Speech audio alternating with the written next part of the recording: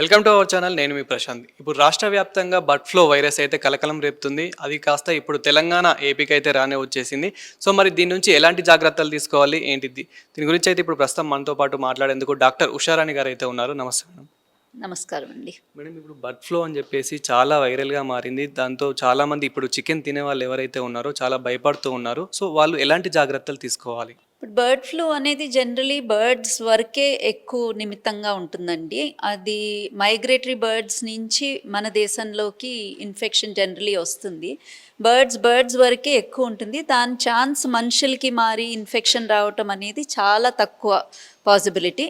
లేదు అని అనను, కానీ ఛాన్స్ అయితే చాలా తక్కువ. కొన్నిసార్లు మ్యూటేషన్స్ అయ్యి మనుషులకు వచ్చే ఛాన్స్ ఉంటుంది. కానీ దీనికోసం మనం చేయాల్సిన జాగ్రత్త ఏంటంటే, మనం కొనుక్కునే ఎగ్స్ కానీ చికెన్ కానీ మంచి ప్లేస్ నుంచి కొనుక్కోవటం, హెల్దీగా ఉండే చోటు నుంచి, హైజీనిక్గా ఉండే ప్లేసుల నుంచి కొనుక్కోవాలి. తర్వాత బాగా కుక్ చేసుకుని తినాలి. ఇప్పుడు రా ఎగ్స్ కానీ అలా తినకుండా వాటిని బాగా బాయిల్ చేసుకుని, జనరలీ 70 degrees దాటి బాయిల్ చేసుకుంటే రిస్క్ ఆఫ్ ఎనీ ఇన్ఫెక్షన్ తగ్గిపోతుంది. సో అందువల్ల బాగా బాయిల్ చేసుకుని బాయిల్డ్ ఎగ్ని తీసుకోవచ్చు. చికెన్ కూడా అదే రకంగా దాన్ని వెల్ కుక్ చేసుకుని తీసుకోవచ్చు. అంటే చికెన్ తింటే ప్రాబ్లం ఏమి ఉండదు అంటారు? జనరలీ ఎస్, ప్రాబ్లం ఉండకూడదు, ప్రొవైడెడ్ మనం దాన్ని హెల్దీగా కుక్ చేసుకోవాలి. ఇప్పుడు చెప్పాను కదా, కొంచెం హై హీట్ మీద కుక్ చేసుకుని బాగా బాయిల్ చేసుకున్నది తీసుకోవచ్చు, ఇబ్బంది ఉండకూడదు. చాలా మంది ఇంకేమైపడుతున్నారంటే ఈ కోళ్ళు ఏవైతే ఉన్నాయో, సో ఈ బర్డ్స్కి ఇంజెక్షన్స్ కూడా ఇస్తున్నారు, మెడిసిన్ కూడా ఇస్తున్నారు. దీని ద్వారా కూడా ఏదైనా ఎఫెక్ట్ అయ్యే అవకాశం ఉంది. అదేవిధంగా అంటే ఆ బర్డ్ అనేది కూడా కేవలం 35 రోజులు 45 రోజుల మధ్యలోనే పెరిగిపోతుంది. సో దీనివల్ల కూడా ఏదైనా ఎఫెక్ట్ అయ్యే అవకాశం ఉందా? అంటే జనరలీ వ్యాక్సినేషన్స్ ఇచ్చిన వాటి వల్ల అయితే ప్రాబ్లం ఏమి ఉండదండి. బట్ ఇఫ్ హార్మోన్స్ ఇచ్చి చేసి తొందరగా వాటిని నంబర్ పెంచటము, తొందరగా గ్రోత్ అయ్యేలా చూసే వాటికి డెఫినెట్లీ హ్యూమన్స్ మీద కూడా కొంచెం ఎఫెక్ట్ ఉంటుంది. సో ఇప్పుడు ఆర్గానిక్ వెజిటబుల్స్, ఆర్గానిక్ ఇది ఎలాగా మనం సపోర్ట్ చేస్తున్నామో అదే రకంగా న్యాచురల్లీ గ్రోన్ అండ్ న్యాచురల్గా పెరిగిన చికెన్ ఇవే always at any time better అండి. సో ఈ బర్డ్ ఫ్లూ వైరస్ ఓన్లీ కోళ్ళకే ఉంది, ఇంకా అంటే మిగతా బర్డ్స్ కూడా ఉండే అవకాశం ఏమైనా ఉందా? నార్మల్గా ఇంకా పెట్స్ అనేవి చాలా ఉంటాయి, సో వాటికి కూడా ఉండే అవకాశం ఏమైనా? బర్డ్ ఫ్లూ అనేది ఏ బర్డ్కైనా రావచ్చండి. అది ఉట్టి కోళ్ళకే రెస్ట్రిక్టెడ్ అనేది ఏమీ లేదు. నేను అన్నట్టుగా అది విదేశాల నుంచి జనరలీ మన దేశానికి వస్తుంది. సమ్మర్ వచ్చేసరికి ఈ చల్లటి ప్రదేశాలు, దేశాల నుంచి చాలా బర్డ్స్ మన వైపు మైగ్రేట్ అవుతాయి వేడి కోసం అన్నట్టుగా. అలాగా వచ్చిన ఫ్లూ ఇది బర్డ్ ఫ్లూ అంటాము జనరలీ. సో ఎక్కువగా అంటే వైల్డ్ బర్డ్స్ దేనికైనా కూడా బర్డ్ ఫ్లూ అనేది అంటుకోవటం ఉండొచ్చు. బట్ జనరలీ ఈ వైరస్ అయితే హ్యూమన్స్కి డైరెక్ట్గా ఇమీడియట్గా ఎఫెక్ట్ అయితే రాదు.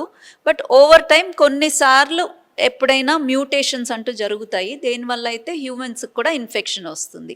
అలా జరిగితే మాత్రం మొత్తం చాలా ఎక్స్టెన్సివ్గా స్ప్రెడ్ అయ్యే ఛాన్సులు ఉంటాయి. సో ఇప్పుడు మీరు కూడా వినే ఉంటారు, అంగన్వాడీలో ఏదైతే ఎగ్స్ ఉంటాయో ఆ ఎగ్స్ ఫేక్ ఎగ్స్ అని చెప్పేసి చాలా వైరల్ అవుతుంది. సో ఇది ఎలా చూస్తారు? అంటే ఫేక్ ఎగ్స్ అంటే ఇది ప్లాస్టిక్తో తయారు చేస్తున్నారని చెప్పేసి కూడా అంటూ ఉన్నారు. సో ఇది పాసిబులే అంటారా? ప్లాస్టిక్తో తయారు చేయటం ఇది అనేది నాకు డెఫినెట్లీ ఎక్కువ కామెంట్ చేయలేనండి దాని గురించి. But I think government has to look in to it. దాంట్లో జరిగేది ఏంటి, ఎలా తయారు చేస్తున్నారు, ఎలా పెంచుతున్నారు అనేది. జనరలీ అంగన్వాడీలో ఉండేది పెరిగేది మన పిల్లలు కాబట్టి డెఫినెట్గా గవర్నమెంట్ దీని గురించి కొంచెం జాగ్రత్తగా చూసి డిసైడ్ చేయాల్సి వస్తుంది. ఏ రకంగా పెంచుతున్నారు, ఏం చేస్తున్నారు, దాంట్లో కెమికల్స్ వాడేది ఉందా లేదా, ఇవన్నీ. ఎందుకంటే అది మన ఫ్యూచర్ జనరేషన్స్ అండ్ మన పిల్లలకి సంబంధించింది కాబట్టి. But as a medical person డైరెక్ట్గా అది ప్లాస్టిక్ ఎగ్గా ఇదా ఏంటి అనేది అది I would not be able to comment అండి. ఎగ్స్లో కూడా హాఫ్ బాయిల్డ్ ఎగ్స్ కానీ, అంటే నార్మల్గా సగం ఉడికిన కూర కానివి, ఇలాంటివి తింటే అలా కూడా డిసీజ్ వచ్చే అవకాశం ఉంది అని చెప్పేసి కూడా అంటూ ఉన్నారు. సో దీన్ని ఎలా తీసుకోవాలి?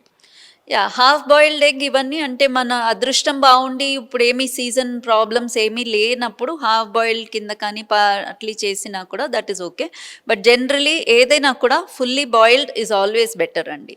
ఎందుకంటే మనకి వీలైనంత వరకు క్రిములన్నీ ఒక సర్టన్ టెంపరేచర్ దాటి బాయిల్ చేసిన తర్వాత మోస్ట్లీ అట్లీస్ట్ ఒక 90-95% క్రిములు దాంతో డెస్ట్రాయ్ అయిపోతాయి. ఒకవేళ ఇన్ కేస్ అంటే ఈ బర్డ్ ఫ్లూ వైరస్ అనేది మనుషుల వరకు వస్తే ఎలాంటి జాగ్రత్తలు తీసుకోవాలి, ఎలాంటి మెడిసిన్ తీసుకోవాలి? బర్డ్ ఫ్లూ మనుషుల వరకు వచ్చింది అంటే మెయిన్‌గా ఇప్పుడు ఎక్కడైతే బర్డ్ ఫ్లూ అనేది నడుస్తుందో అక్కడ బర్డ్స్‌ని హ్యాండిల్ చేసేవాళ్ళు ముఖ్యంగా జాగ్రత్తలు పడాలి.